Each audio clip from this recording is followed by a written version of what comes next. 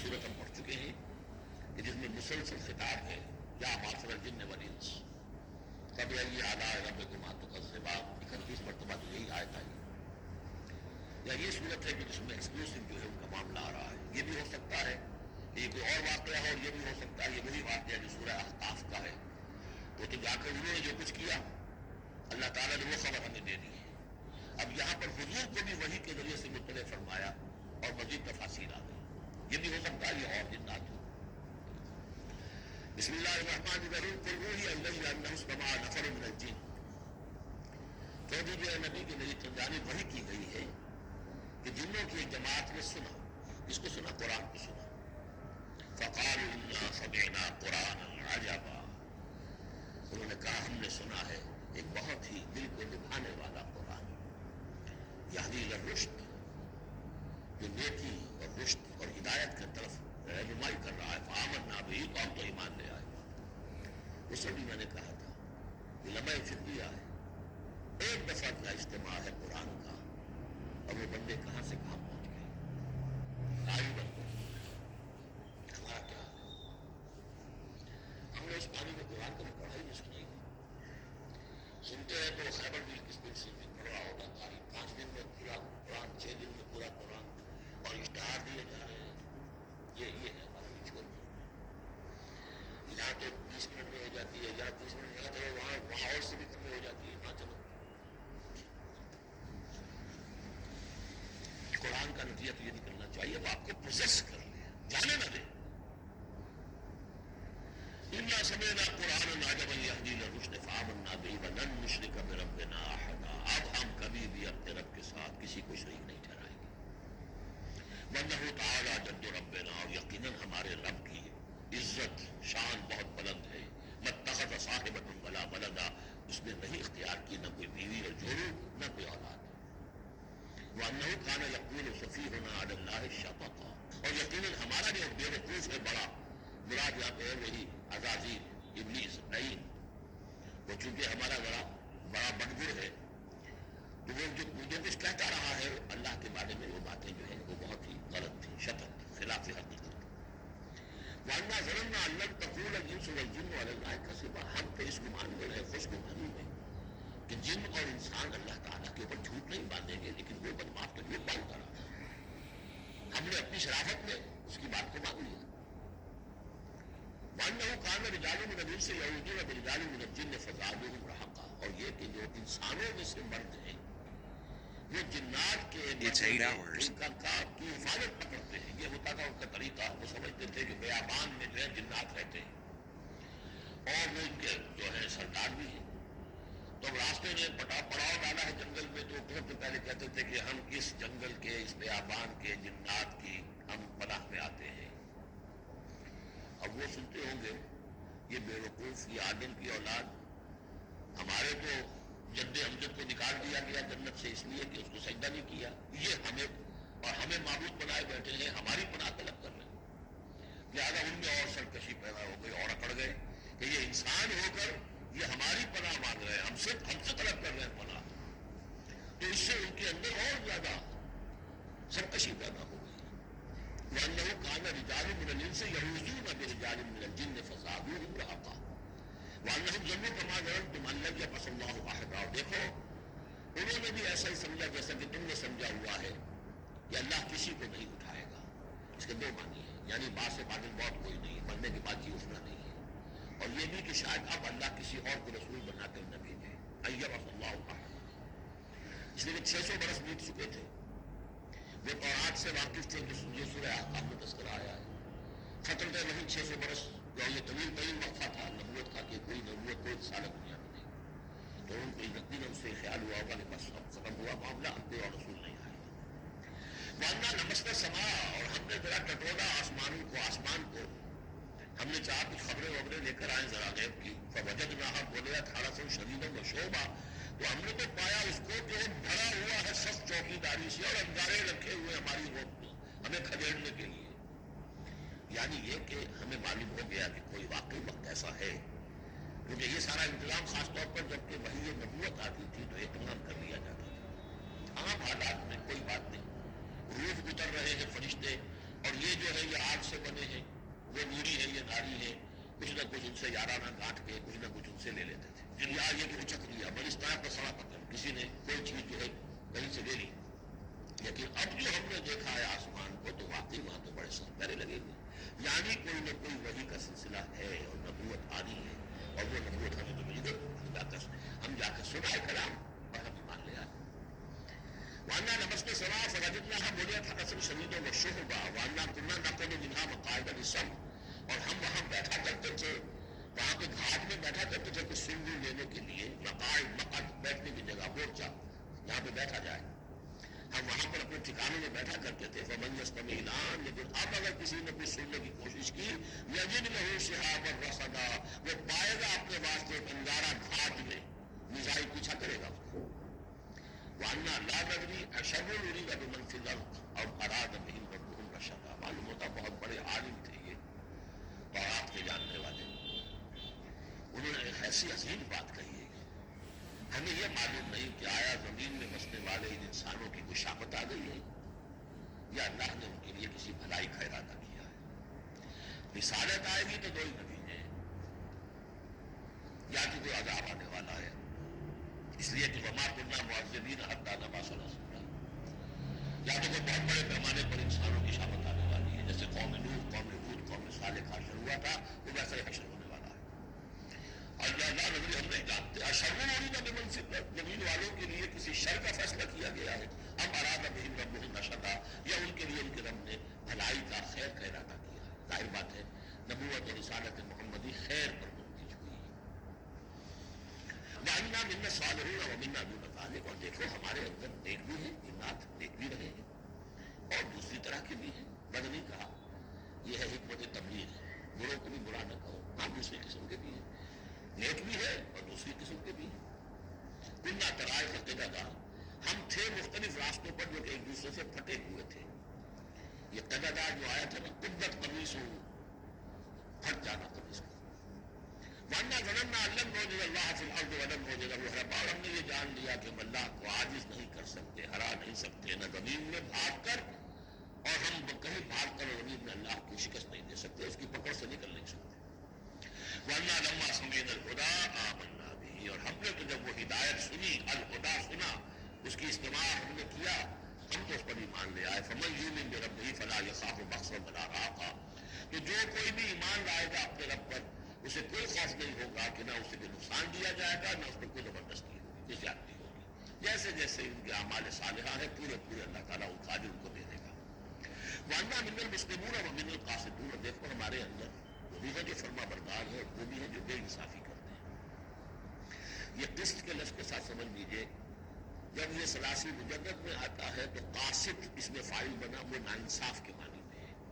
یہ باب افعال کے خواص میں سے ہے، سلب ماخذ اس کو کہتے ہیں. جب باب افعال میں آئے گا تو اس کے معنی ہے عدل و انصاف، اور جب ثلاثی مجدد میں آئے گا تو ناانصاف. قاسطون فمن اسلم فاولئک تحروا رشدا، جو لوگ اسلام لے آئے، اطاعت قبول کر لی، تو انہوں نے تو گویا کہ ڈھونڈ نکالی خیر کی راہ، نیکی کی راہ انہوں نے تلاش کر لی. وَأَمَّا الْقَاسِطُونَ، جو بے انصاف فَكَانُوا لِجَهَنَّمَ حَطَبًا، وہ لوگ جو ہے کہ جہنم کا ایندھن بن کر رہے ہیں. یہاں تک ان کی تقریر ہے جو انہوں نے تبلیغ کی ہے.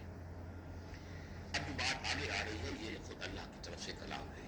أَن لَّوِ اسْتَقَامُوا عَلَى الطَّرِيقَةِ لَأَسْقَيْنَاهُم مَّاءً غَدَقًا، اور یہ کہ یہ اگر لوگ اپنے اس طریقے پر جو طریقہ انبیاء کا تھا، جو آدم نے دیا تھا، جبریل نے دیا تھا، یہ چلتے رہتے تو ہم انہیں خوب پلاتے، پانی بھر بھر کے خوب سیراب کرتے.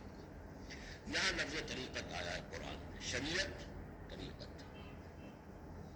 ثم جعلناک علی شریعت من الامر، شریعت اور یہ طریقہ دونوں کا مفہوم ایک ہے، طریقہ اور شریعت. لیکن یہ کہ اس کا استعمال ہو رہا ہے کہ شریعت سے مراد لی جاتی ہے جو دین کی کا قانون ہے، اس کے ظاہری پہلو، قانونی پہلو، اور طریقت اسی کے باطنی پہلو کا نام ہے. کہ ایک نماز ہے، وضو کیسے کرو گے، کیا فرائض ہے، کیا نوافل ہے، کیا کام رہ گیا تو وضو نہیں ہوا، یہ شریعت بتائے گی، یہ آپ کو فقیہ بتائیں گے، یہ آپ کو مفتی حضرات بتائیں گے. لیکن نماز کی اصل روح تو ہے خشوع و خضوع، حضور قلب. یہ پھر طریقت کی طرف منتقل کر دیا گیا، بدقسمتی سے پھر ان کو پھاڑ دیا گیا، وہ علیحدہ علیحدہ ہو گئے. یہ سب چیزیں یکجا ہونی چاہیے تھی. اور جو ہمارے اولین صوفیاء ہیں وہ بہت بڑے عالم بھی تھے، ایسے نہیں تھے کہ صرف صوفی تھے، وہ بہت بڑے مفتی بھی ہوتے تھے، بلکہ اولین کیا اس دور میں بھی جو میں نے آپ کو بتایا تھا کہ قاضی صلاح اللہ پانی پتی رحمۃ اللہ علیہ وہ مفتی بھی ہیں، مفسر بھی ہیں، محدث بھی ہیں اور بہت بڑے مرشد بھی ہیں، میرزا مظہر جانے جانا شہید کے خلیفہ ہیں، اور یہ سب شیخ احمد سرہندی رحمۃ اللہ علیہ کا جو سلسلہ ہے، سلسلہ مجددیہ نقشبندیہ، اس کے بھی وہ ہے جامع صفات لوگ لنفتنہم فیہ، اور یہ بھی جو ہم کو پانی پلاتے اور سیراب کرتے یہ بھی اس لیے تاکہ ان کو اور جانچے اور پرکھے اور امتحان لیں۔ ایک امتحان غربت میں ہے، ایک امتحان کمندگی میں ہے، ایک امتحان فاقے میں ہو رہا ہے، ایک امتحان ہو رہا ہے یہ کسی مستر میں دے رکھا ہے۔ ومن یعرض عن ذکر ربہ، اور جو کوئی بھی اعراض کرے گا اپنے رب کے ذکر سے، یسلکہ عذابا صعدا، تو وہ چلے گا، وہ ڈال دے گا اس کو چڑھتے عذاب میں، اللہ تعالیٰ ایسے عذاب میں صعدا جس کی شدت بڑھتی چلی جائے گی۔ وَأَنَّ الْمَسَاجِدَ لِلَّهِ فَلَا تَدْعُوا مَعَ اللَّهِ أَحَدًا، دیکھو مسجد اللہ کے لیے ہے، مسجد سے مراد مسجد سجدے کی جگہ بھی ہے، اور مسجد سے مراد سجدے کے یہ اعضاء بھی ہیں، یہ پیشانی اور یہ ناک اور یہ ہاتھ اور یہ پاؤں، ایڑیاں اور وہ پنجے، یہ سارے جو ہیں یہ سجدے کے جو جسم کے حصے ہیں، یہ مسجدیں بھی اور سجدے کی جگہ بھی للہ ہے، سب اللہ کی ملکیت ہے۔ فَلَا تَدْعُوا مَعَ اللَّهِ أَحَدًا، اللہ کے ساتھ کسی اور الہ کو مت پکارو۔ وَأَنَّهُ لَمَّا قَامَ عَبْدُ اللَّهِ يَدْعُوهُ كَانُوا يَكُونُونَ عَلَيْهِ لِبَدًا، اور یہ اب یہاں پھر قول آ گیا ہے انہی کا جنات کا کہ جب وہ عبداللہ کو ہم نے دیکھا وہ کھڑا تھا، وہ قرآن پڑھ رہا تھا، وہ نماز پڑھا رہا تھا، لما قام عبداللہ يدعوه، اسے پکار رہا تھا اللہ کو، اللہ کا بندہ، كانوا يكونون علیہ لبدا، وہ تو ایسے ہو رہے تھے سننے والے گویا کہ اس کے اوپر ٹھٹ کے ٹھٹ جمع ہو جائیں گے وہاں پر، کے لیے کہ وہ ایمان نہیں لا رہے تھے۔ قل انما ادعو ربی، کہہ دیجیے اے نبی صلی اللہ علیہ وسلم، دیکھو میں پکارتا ہوں اپنے رب کو، ولا اشرک بہ احدا، اس کے سوا میں کسی اور کو شریک کرنے کے لیے تیار نہیں۔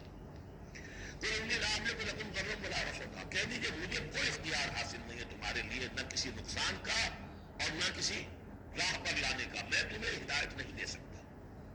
وہ آیت یاد کر لیجیے، انک لا تہدی من احببت ولکن اللہ یہدی من یشاء، اے نبی آپ ہدایت نہیں دے سکتے جسے بھی چاہیں، وہ تو اللہ ہی ہدایت دیتا ہے جس کو چاہتا ہے۔ قل انی لن یجیرنی من اللہ احد ولن اجد من دونہ ملتحدا، کہہ دیجیے میں ہرگز نہ پاؤں گا کہ مجھے اللہ کے سوا کوئی پناہ دے سکے، یجیرنی من اللہ احد، اللہ کی پکڑ سے بچانے کے لیے مجھے کوئی پناہ دے سکے میں نہیں پاؤں گا، ولن اجد من دونہ ملتحدا، اور اللہ کے سوا میں کبھی جو ہے کوئی اپنا سر چھپانے کی جگہ نہیں پاؤں گا، الا بلاغا من اللہ ورسالاتہ، الا یہ کہ میں اس کی طرف سے پیغامات اور اس کی طرف سے تبلیغ کا فریضہ رکھ جاؤں، اگر میں نے یہ کام نہیں کیا تو میں پکڑا جاؤں۔ فَلَنَسْأَلَنَّ الَّذِينَ أُرْسِلَ إِلَيْهِمْ وَلَنَسْأَلَنَّ الْمُرْسَلِينَ، ہم تو پوچھ کر رہیں گے ان سے بھی جن کی طرف رسولوں کو بھیجا، اور پوچھ کر رہیں گے رسولوں سے بھی۔ وَمَن يَعْصِ اللَّهَ وَرَسُولَهُ، جو کوئی بھی اللہ اور اس کے رسول کی نافرمانی کرے گا، فَإِنَّ لَهُ نَارَ جَهَنَّمَ خَالِدِينَ فِيهَا أَبَدًا، تو اس کے لیے تو پھر جہنم کی آگ ہے جس میں وہ ہمیشہ ہمیشہ رہے گا۔ حَتَّىٰ إِذَا رَأَوْا مَا يُوعَدُونَ، یہاں تک کہ جب وہ دیکھیں گے جس چیز کی انہیں دھمکی دی جا رہی ہے، فَسَيَعْلَمُونَ مَنْ أَضْعَفُ نَاصِرًا وَأَقَلُّ عَدَدًا، اس وقت انہیں معلوم ہو جائے گا کون کمزور ہے مددگاروں کے اعتبار سے اور کون اقلیت میں ہے تعداد کے اعتبار سے۔ وہ تعلیم دیتے تھے نا کہ دیکھو محمد تمہارے پاس تو بیٹھے بھی ہوتے ہیں تو ہمارے کبھی کاری بڑے لوگ طبقات کے لوگ، اور وہ بھی چند ہوتے ہیں، دیکھو جا کے ابو جہل کی محفل بھری ہوئی ہے، بڑے بڑے لوگ بیٹھے ہوئے وہاں پر، اس وقت معلوم ہو جائے گا من اضعف ناصرا واقل عددا۔ یہ سورہ مریم میں بہت تفصیل سے مضمون آیا ہے۔ قل ان ادری اقریب ما توعدون ام یجعل له ربی امدا، کہہ دیجیے نبی مجھے یہ معلوم نہیں ہے، آیا جس چیز کا تم سے وعدہ کیا جا رہا ہے، جس چیز کی دھمکی دی جا رہی ہے، وعدہ اور وعید بنیاد ہی کی ہے، سب میں اصل الفاظ ایک ہی ہے، وعید دھمکی، وعدہ، لیکن حروف اصلی وہی ہے۔ آیا وہ قریب آ چکی ہے اسے، یا ام یجعل له ربی امدا، یا یہ کہ میرا رب اس کے لیے ابھی کچھ مہلت دے، کوئی تمہاری رسی دراز کرے، یہ میں نہیں جانتا۔ یہ سورہ انبیاء کے آخر میں بھی آیا تھا، کہہ دیجیے نبی میں نہیں جانتا کہ جس چیز کا تم سے وعدہ کیا جا رہا ہے وہ قریب آ چکی ہے یا بھی دور ہے۔ عالم الغیب، وہی ہے غیب کا جاننے والا، کسی کو مطلع نہیں کرتا الا من ارتضی من رسول، سوائے جس کو وہ چاہے اپنے رسولوں میں سے۔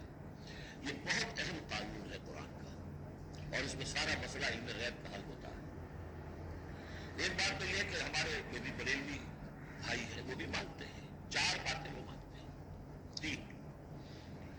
میں نے ایک مرتبہ تحقیق کی تھی بڑی مفصل، جا کر بعد سے ملاقات کی، میں طالب علم تھا، کہا دیکھیے ہم ثابت مانتے ہیں اس بات کو، نبی کا علم ذاتی نہیں عطائی ہے، اللہ نے جو دیا وہی ہے۔ نبی کا علم قدیم نہیں حادث ہے، پہلے نہیں تھا پھر ہو گیا، اللہ نے دے دیا تو ہو گیا۔ اور نبی کا علم غیر محدود نہیں، محدود ہے۔ میں نے کہا یہ 3 باتیں جو شخص مان لے، میرا اس سے کوئی جھگڑا نہیں رہا۔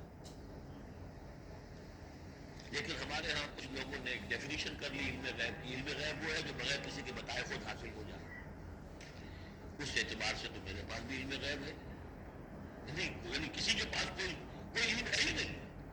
ہمیں دیا اساتذہ نے دیا، حضور کو دیا اللہ نے دیا، جبریل کو دیا اللہ نے دیا۔ اس معنی میں تو ذاتی علم تو کوئی بھی نہیں مانتا کسی کا، علم تو دونوں سے ہوتا ہے۔ البتہ علم غیب کسے کہتے ہیں؟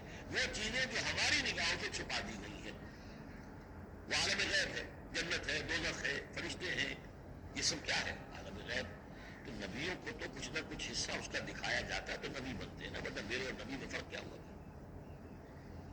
اگر میرا بھی علم یہی ہوتا ان السمع والبصر والفؤاد، تو میرے علم اور حضور کا بھی علم یہی ہوتا تو فرق کیا ہوا؟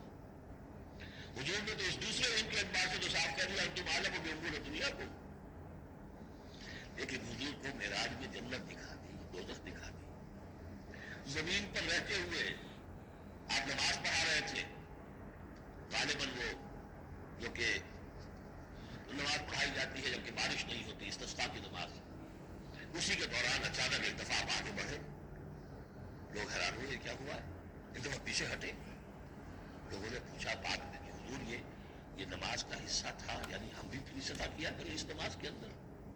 فرمایا نہیں، اصل میں میرے سامنے جنت لے آئی گئی ہے، اب بے اختیار میرا ہاتھ بڑھ گیا کہ میں اس کا حل توڑ، اور میرے سامنے اس کے بعد دوزخ لے آئی گئی اور اس کا جو بدکا آیا گرمی کا، اس سے میں بے اختیار پیچھے ہٹا۔ دنیا میں سیر کرا رہے ہیں، بہرحال یہ غیبی میں سے ہے۔ البتہ کل غیب، یہ جو مانے اللہ کے نبی کے لیے وہ کافر ہے، اور وہ مانتے ہیں، بریلوی بھی مانتے ہیں، کل غیب کا کچھ معلوم نہیں۔ نبی کا علم محدود ہے، نبی کا علم حادث ہے، نبی کا علم عطائی ہے۔ 3 باتیں مان لیجیے، باقی نبی کا علم کتنا تھا کتنا نہیں تھا یہ میں کون ہوں ناپنے والا، اور آپ کون ہیں ناپنے والے؟ دیا اللہ نے جو دیا، بتایا جو بتایا، اللہ اللہ خیر سمجھ۔ تو یہ عالم الغیب وہ ہے غیب کا جاننے والا، فلا یظہر علی غیبہ احدا، تو وہ نہیں مطلع کرتا اپنے غیب پر کسی کو، ہاں الا من ارتضی من رسول، سوائے اپنے رسولوں کے۔ کذالک نری ابراہیم ملکوت السماوات والارض، ہم نے پڑھ چکے، ابراہیم کو جو ملکوت دکھائے، حضور کو معراج کی سیر کرائی۔ الا من ارتضی من رسول فانہ یسلک من بین یدیہ ومن خلفہ رصدا، جس کو رسول بناتا ہے، غیب کی خبریں دیتا ہے، پھر اس کے آگے اور پیچھے وہ اپنے باڈی گارڈ رکھتا ہے، چوکیدار رکھتا ہے۔ یسلک من بین یدیہ، اس کے سامنے بھی، ومن خلفہ، پیچھے سے بھی چوکیدار، حفاظت کرنے والے۔ لیعلم ان قد ابلغوا رسالات ربہم، تاکہ یہ بات بالکل واضح ہو جائے کہ انہوں نے واقعتاً اپنے رب کے پیغامات پہنچانے کا حق ادا کر دیا۔ جیسا کہ حضور نے پوچھ کر جواب لیا تھا، انا نشهد انک قد بلغت الرسالۃ وادیت الامانۃ وکشفت الغمۃ ونصحت الامۃ، ہم گواہ ہیں۔ واحاط بما لدیہم، اور اللہ تعالیٰ جو کچھ ان کے پاس ہے سامنے سب کا احاطہ کیے ہوئے ہیں۔ واحصا کل شیء عددا، اور ہر شے کی اس کی جو انوینٹری ہے وہ بڑی مکمل ہے، کوئی چیز